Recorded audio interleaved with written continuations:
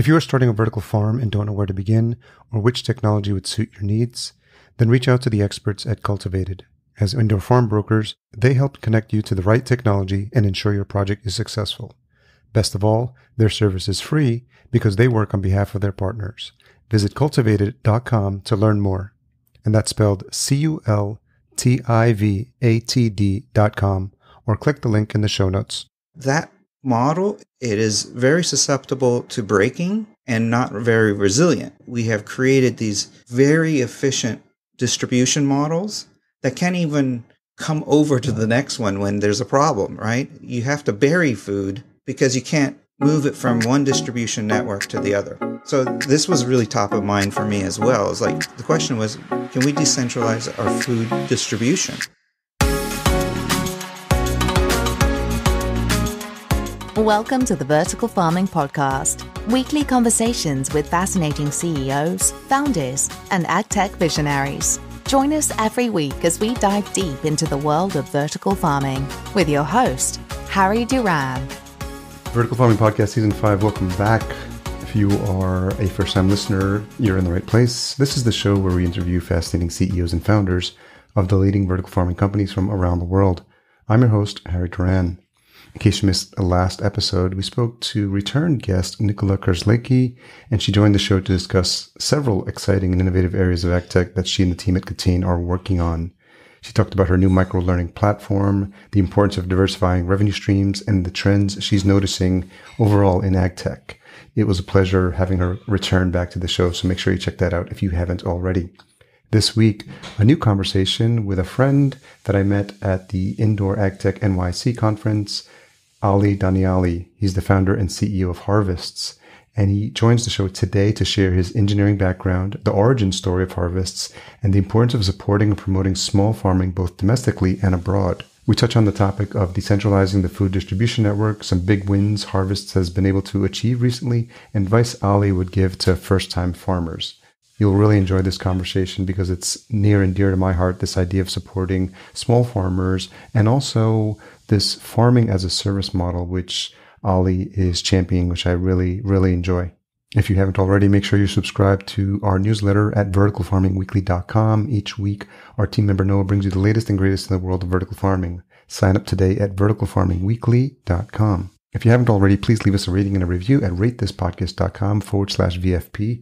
I'd love to read those out on future episodes. As a reminder, we have sponsorship opportunities available for Season 6 of the show. So if you're interested in learning how you can leverage the reach of this show as we connect with all of the movers and shakers in the world of vertical farming, reach out to me directly, Harry at verticalfarmingpodcast.com. Stay tuned to the end of the episode where I share some exciting updates for this podcast. But before then, let's get into this conversation with Ali. So Ali Daniali, founder and CEO of Harvests, thanks for finding some time to join me on the Vertical Farming Podcast. Thank you for the invitation.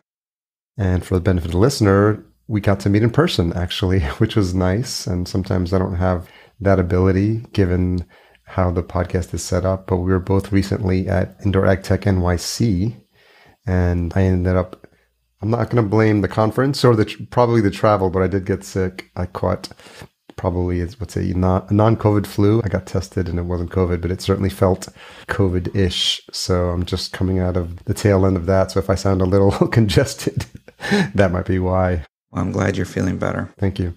How was the rest of the conference and the trip back for you? The trip back was great. I was sitting in the middle of two ladies that self-identified as Trouble and Havoc. That was funny. And we laughed. We made jokes the whole time back. So the 6-hour flight went very quickly. Yeah. And what was, obviously when you're on a plane, there's something about the calm and serenity and the clear-headedness I find sometimes. And I had some nice ahas from the conference. Reflecting back, I think I came back with 20 plus interviews or outreach opportunities. I'm really excited. And then obviously this was one of them. And so when it comes to the conference, when you think about your intentions about why you went and your experiences there, how would you recap that? I approached the conference as a place to connect with small and medium-sized growers, indoor farmers, indoor growers, and also a variety of vendors who felt that they were innovating in this space. One of our models for harvest is to partner with these types of OEMs, manufacturers, and because their customers are our customers, and we fit in a really complementary section of their customers and helping them out. So it was really nice to be able to have really in-depth conversations, meet new people. The sessions were great.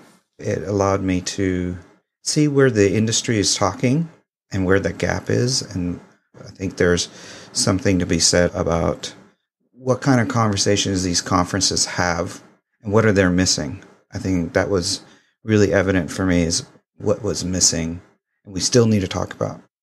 What were some of the things that are top of mind for you in terms of what could have made it better or which conversations could have been added?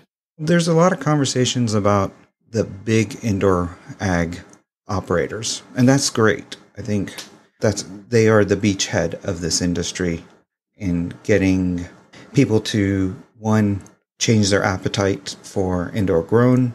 They have the money, they raise the money to be able to get the vernacular brought into the conversation in a marketing sense. Yeah. That's great. I'm very supportive of the large operators. And because the conversation is about them, then it becomes, who are they selling to? So we inherit the conversation about grocery and produce in scale. And scale becomes then like this, everybody's got to scale up. And because of that, we leave behind a lot of conversations about small and medium-sized growers. We leave behind conversations about food service and other ways of distribution of food. But I think it's this curve, right? We'll start having those conversations as well. But we got to be very cognizant that there is a missing component right now in those conferences, and we got to right now dig for it. Yeah, that's interesting. And I think there might be opportunities to have follow-ups. I think Rethink Events, folks who ran the conference we were both at, they seem to be pretty on the ball because now that you mentioned, I think I remember a follow-up email. So that could be a good opportunity to talk about those topics because I'm sure they're already planning. They've probably got the dates ready for next year. Exactly. And as it goes with the conference scene, you have to be almost a year or two ahead with these venues. And it was extremely professionally run. Everything, all the sessions were on time. You can tell that it wasn't their first rodeo and they knew exactly what they were doing. So that's always nice. I love single track conferences. So you don't get the sense that you're running around from room to room. Right. And you get to spend more time, connected time, because we know we had a couple conversations and then we kept running into each other. And I think that's the nature of a setup like that. I do like the ability to have one stage and then being able to come in and go and set aside time. And I'm looking forward to getting the recordings because of the conversations that I was having outside. Yeah. I really want to catch up on some of those topics. So we normally get into the origin story stuff in the beginning, but since we were just catching up and we just saw each other, we sort of just wanted to start from there. But talk a little bit about where you were before Harvests and what business you were in, and then we'll make our way on the timeline towards where the idea for Harvest came. I'd love to. About 2 years ago, I was full-time employee at T-Mobile.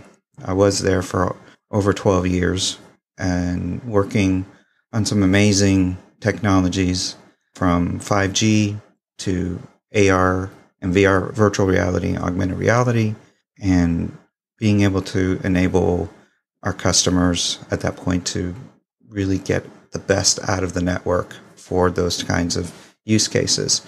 And one of the projects that I had was to work with a fairly known OEM that creates these vertical indoor farms to help with connectivity inside. And in that project, I started doing a lot of research on container farming and was very interested in being able to have something like that on campus for the company I was working for. And also, if I was able to do something like this on my own, what would it take? So I reached out to almost 20 different growers that were doing this type of farming, and I wanted to get a sense of what was the level of effort weekly, what was the cost, do you make money, how do you plan for the future, can it be done as a side hustle? I think a lot of tech-centric folks are interested in going into this because there's so many Internet of Things, IoT sensors. There's a tremendous amount of data that comes out of the farm system that you can, tweak and play around with. So a lot of people drink the Kool-Aid of this is an easy thing to do. But what came out... I'm curious, just as a little aside, Sure. and this is the productivity tech nerd in me. How did you compile this information? Was it just like a simple Google Sheet, Google Doc, Airtable? No, I actually made a single sheet, an interview sheet for every single interview I did. I didn't distribute this. Okay. It was actually, I used Apple Pages, and I used the template. I took pictures. I created it like if it was this one sheet for myself.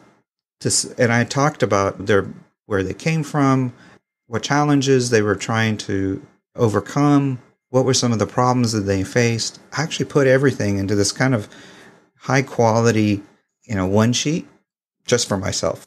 So I took all that information. What boiled down to after it was that there's two questions that these growers are having to answer weekly, which is, what am I going to grow next?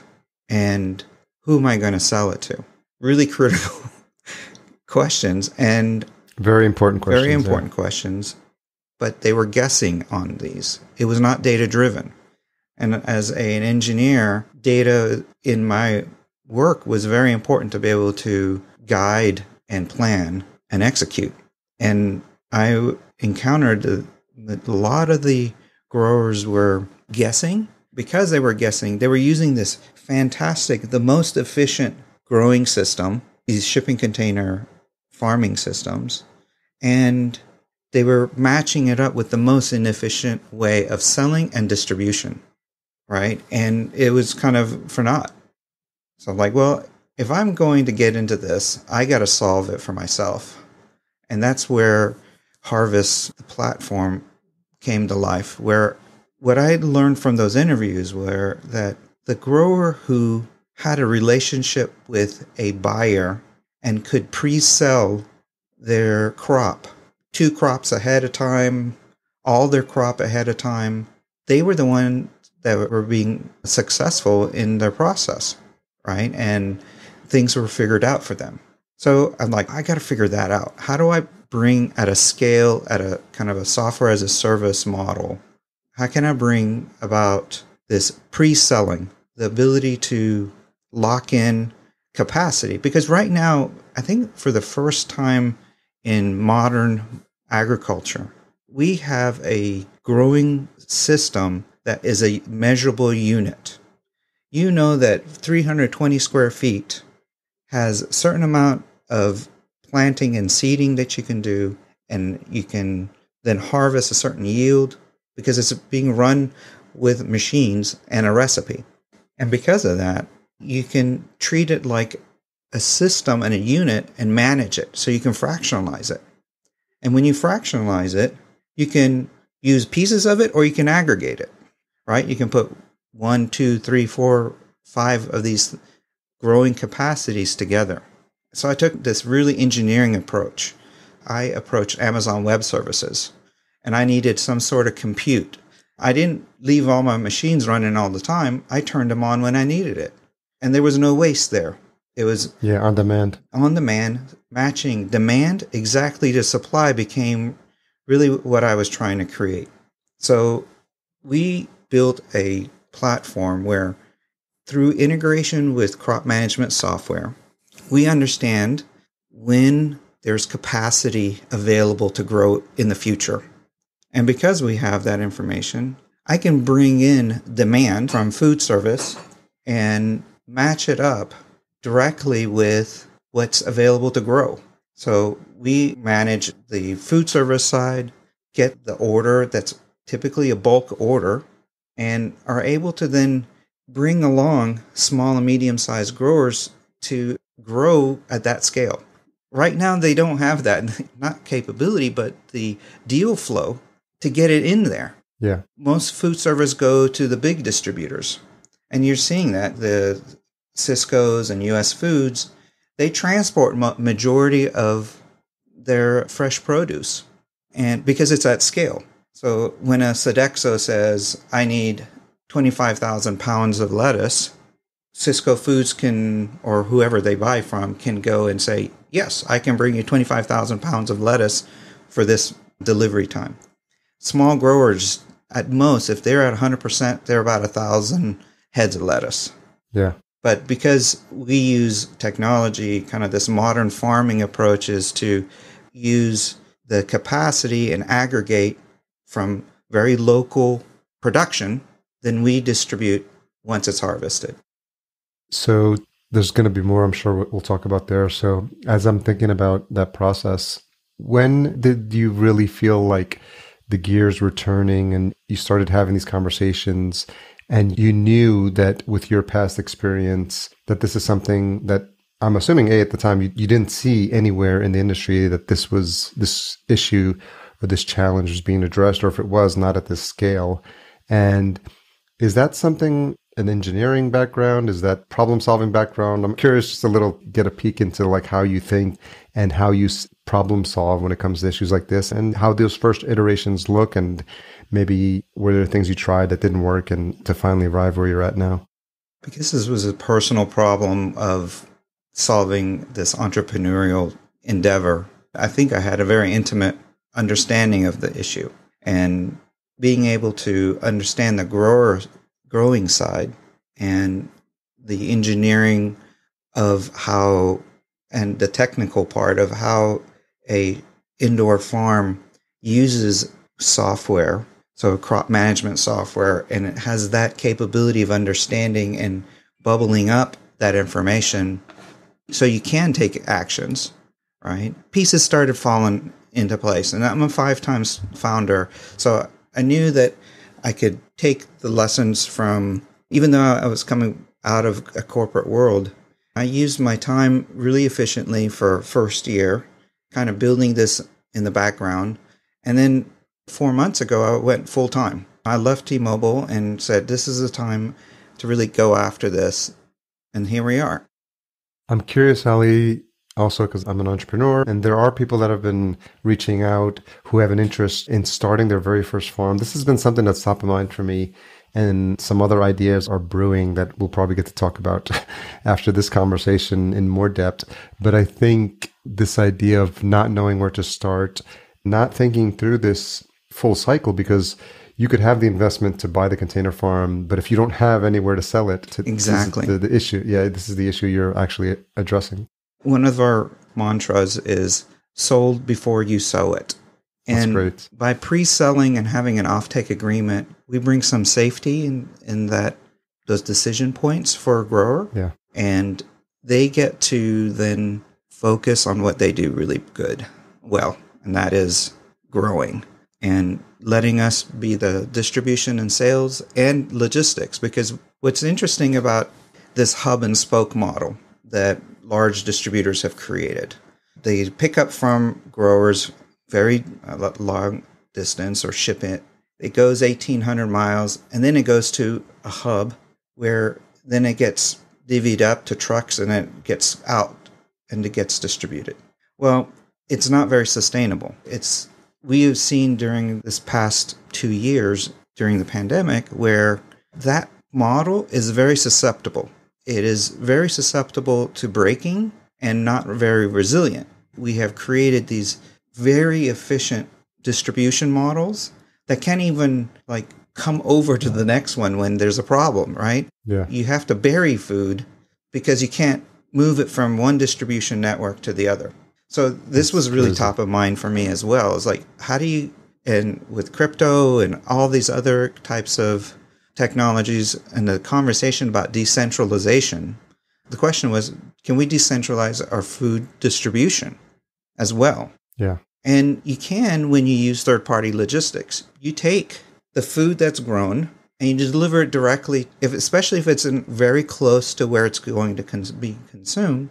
You use distribution similar to Instacart or these third-party logistics that only do delivery, and you move it very quickly after it's harvested, less than 24 hours directly from where it's being grown to where it's being consumed. Yeah.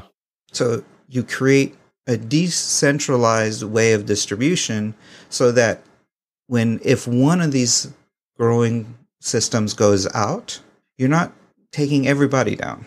So this is another point I think we talked about during the conference that was missing. Yeah. It's great that we're building these large facilities. Again, the reason we're building large facilities to grow is because we want to sell the grocery.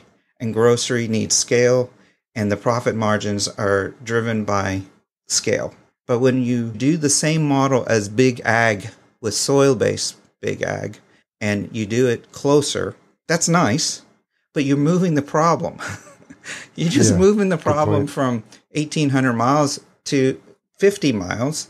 And if that particular system goes out, and we've had problems where I think salmonella, or you've had indoor growers have to shut down, you've just at that point in the same boat. Yeah. So I think we need to get back to small farms, but being very smart. You can have a distributed network of small farms using indoor growing around an urban area and have win-win. You can have bespoke type of produce grown for that specific region they might want more wasabi arugula, right?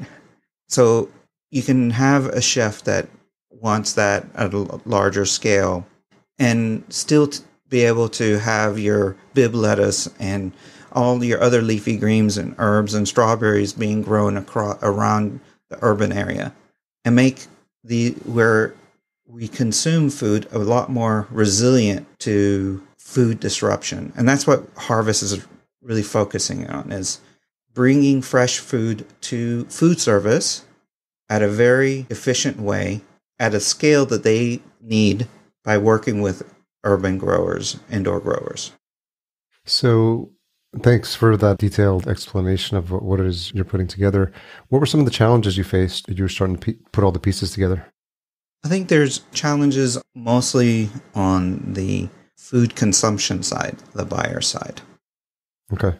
Can you say more about Large that? distributors are very well entrenched and have, for hundreds of years, have been doing the same thing.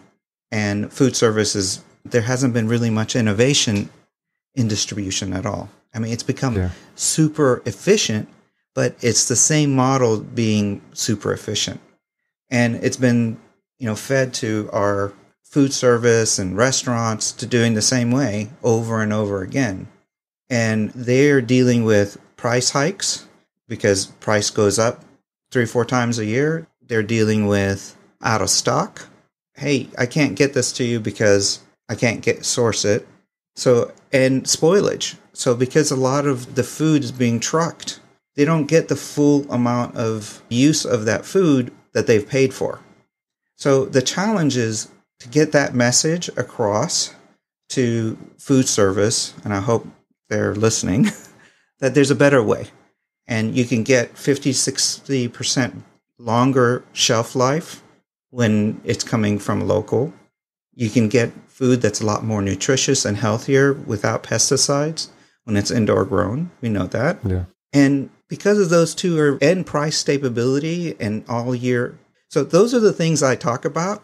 And what I then is like a secondary thing. I talk about the environmental impact, because most of these food service buyers are more interested about the pocketbook, right? Yeah. What I've built with Harvest is intrinsic sustainability. I don't upcharge for being something that helps the planet. And a lot of companies, they're like, oh, this is better for the environment. We'll charge a little bit more for it. Yeah. And I don't believe that's the right approach if we want to make a difference quickly with our environmental challenges. It has to be intrinsically built inside the product. There's no reason to say that's even indoor grown. It's just lettuce, right? Locally grown. Locally grown. It's coming from a farmer that's close by to you. And it's then, if you really want to dig, yes, this came from, indoor grown, but intrinsically it's the same price as non-indoor grown. We can change the behaviors of buyers by making it, don't necessarily put all of our marketing dollars on making those things the important aspects that make differentiation, right? Sure. And I think a lot of this conversation, again, goes back to how we've started. We chase the grocer because it's of scale, and you have to package things. You have to market things. It's consumer goods has a model of showing differences and how are you better than the other. And we got trapped in this model that we got to kind of nudge away from it now. What's interesting is the way technologies and services and preconceived notions about where food comes from and how it's delivered, all that is being turned up on its head. A lot of it we were forced into in terms of having those conversations because of COVID, because of the fact that the way we thought we could do things, when that's shut definitively for 6 months, life goes on and people start to get resourceful. And what's interesting is this concept of, you talked about the delivery services, like the DoorDashes that now can deliver food. And they're just essentially like independent, locally distributed food distribution systems. They're distribution systems, yeah. Yeah. And so it's interesting how these things that you're talking about are working. Probably couldn't have happened maybe, 5 years ago or maybe a couple of years ago, but it's interesting how now the pieces are in place for you to think about this indoor farming as a service, which which is how you've described it, which I think is really great. So can you talk more about how when you talk to people about indoor farming as a service and how you explain that to folks, how it functions logistically, and where folks can insert themselves into that process if they're just getting started? Thank you.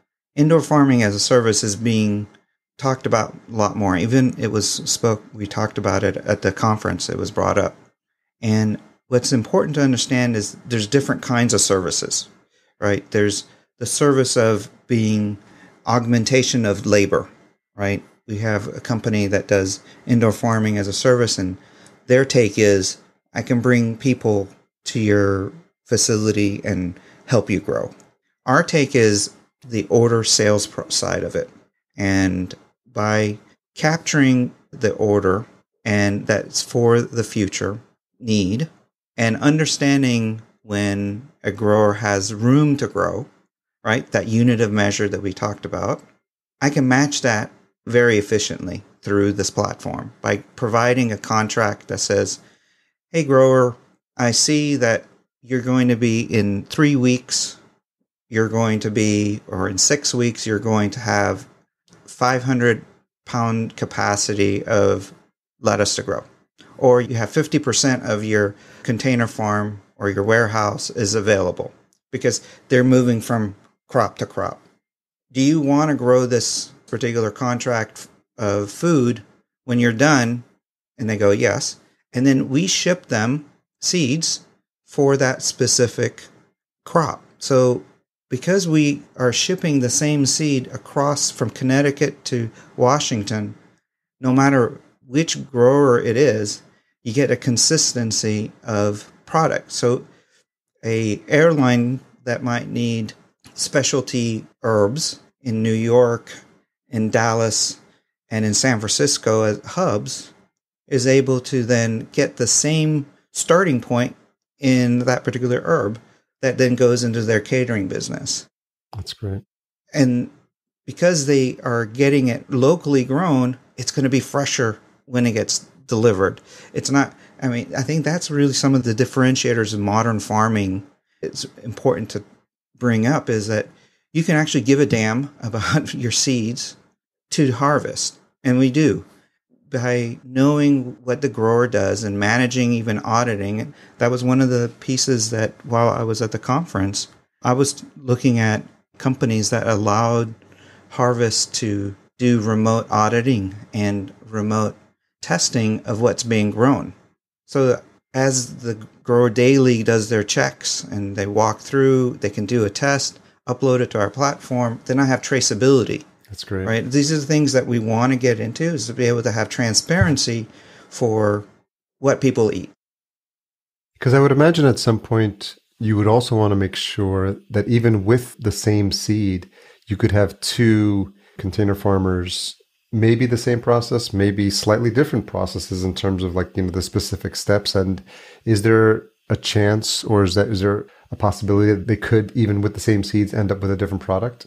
Well, if they use the right recipe, we can get really close. And the onboarding process for a grower is harvest understanding which system they're using and what recipes they are. So we got beyond just GAP certification of a grower, we also understand what crop management software they use.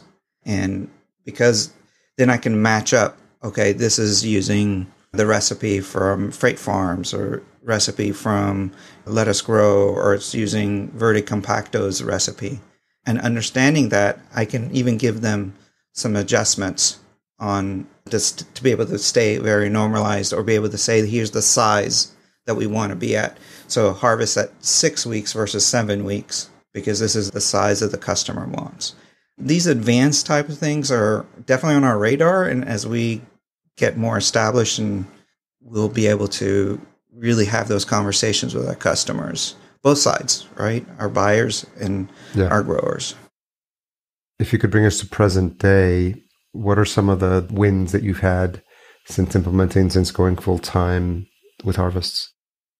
We have, in the last 4 months, we've had several partnerships with OEMs. So we have a partnership with mushroom growing system, Clean Tech. So their customers become automatically harvest customers, and we help distribute mushrooms, 10 different varieties.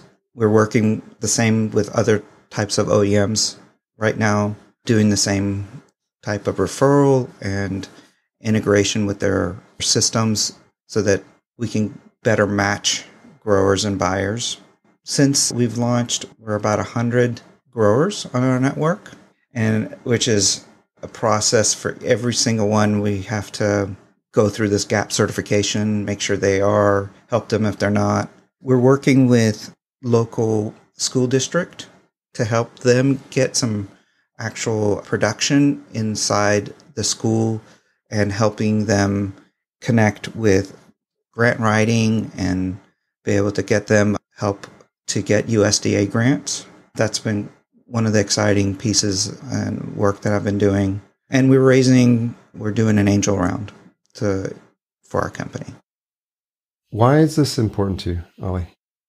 Well, one, it's a problem that if it's not addressed, no one else really is addressing it. So and we saw it so intently how it's broken right now. And the big guys are very slowly going down, trying to solve it in sustainability, with a sustainability mind. I'll give you an example. I looked at the sustainability report of the number one food distributor right now, and for 2021. And I wanted to see where they talk about their CO2 usage and emissions. I found it on page 47, the first paragraph, last line. Wow. It's buried. It's not a KPI that they're really interested in addressing. So if there's so many miles being driven to bring our foods to us, it's a problem. We got to fix it. And they are. You have the Calera and US Foods partnership. That's a really great start. Again, that's the beachhead type of deals that will help small farmers. And I think this is the time right now to bring, again, I've said this, bring small farming back to the U.S. And that's why, and across the world. Sure. We lost them because of World War II. Big Ag became this monster to be able to feed and commoditize agriculture. I think we need to fix that. And the way you do that was indoor growing and small hold, very efficient, very low water usage. Yes, it has its power issues, but I think we're going to get to a point where power is going to be free. We're going to get to a point where energy, you see that in Japan. It's already, they're using tides and currents and ocean currents to generate immense amount of energy that is going to make the whole country sustainable. Can you imagine free energy in Japan, what they'll do with that, right? Yeah. And you see that on the crypto side with El Salvador using the Thermal, yes. geothermal. Yeah. It's interesting. So yes, we have to solve the energy piece, but at the same time, we have to stop driving our food so far and reduce carbon emissions in every piece of the pie. So the reason I could do anything that I wanted to in XR. I had really nice job, great opportunities at T-Mobile, and I chose to switch into this industry. I knew Zip, right? I've been a sponge and talking to people, going to conferences, understanding. The problems are similar patterns. So I felt comfortable in solving the problem, but it's the relationships that are really important to establish when you're coming into a new industry. And that's what I've been doing. And so I said, well, if I have to work, I'd rather every single hour that I spend in it to solve a big problem, big, hairy problem. And I can use my mental acuity to do this. And so let's give it a try. And so I have. Thankfully, I have a partner that supports me. My wife, she said, you need to do this. She actually pushed me to go full time into That's great. On this project, from the project to being a real company. Yeah. Yeah. So when you have conversations with first-time farmers, what's the guidance you're giving them so they have the best chance of success? Several. I talk about where they're going to be establishing their farm and getting on top of the zoning quickly. And that seems across the board to be one of the big obstacles for urban growers. And we need to do a better job holistically with all of our local governments to accept indoor farming as something that is not detrimental and is actually very positive for the city. So I tell growers to do that, to really get on top of it. The second piece is diversity. I have growers that say, well, I just want to do mushrooms. I go, well, if you can do leafy greens and mushrooms, or if you're just doing leafy greens, look at doing diversity, because your community is going to have ups and downs in what their demand is. So you can actually produce riding that wave. And we can actually see that by matching exactly what those demands are. Diversity of production is important. And I think this is the really differentiators of small hold, medium hold to the big indoor growers. It's diversity of what they can grow. When you look at what, for example, Calera or Aero Farms, they have very limited number of SKUs. They do very well. And they can just grow and grow and grow those 4 or 5 SKUs as much as you might want. But what happens is there's this then vacuum of all these other kinds of varieties that the opportunity for small hold and medium size for indoor growers is to take up that by providing diversity in the types of leafy greens or herbs or edible flowers to the community that even may have large production of indoor growing. There's so much produce being eaten in the U.S. and abroad that the pie is huge. And we just got to get in the door into these buyers and tell them, you can have a bespoke order exactly to your specifications using this indoor farm as a service and have highest quality, locally grown, with no pesticides. And I think the more I talk about it, this month, I'm going to the Food Service Conference in Monterey, California. While in New York, we were talking to the growers and the innovation. Here, I'm going to be talking to the other side, the food service. Smart. And I'm looking forward to really having this conversation with them to show them that there's a better way. Yeah. What tough question you've had to ask yourself recently? Tough question. I'm always looking at product market fit. And you can be really early and it's a great idea, but it's early and you have to then struggle. But if you have honed in that product market fit, the conversations become from heads nodding to check writing. And that's where I need to get into the check writing part of it. We have a platform that works, spent the efforts to build a software as a service, and now we just got to get the gas in there to make it go. And those are orders, right? And so every day, being as a entrepreneur, it's about, am I spending the right activity this hour, because it has such exponential impact for things that are happening tomorrow. And that sometimes gives a lot of anxiety.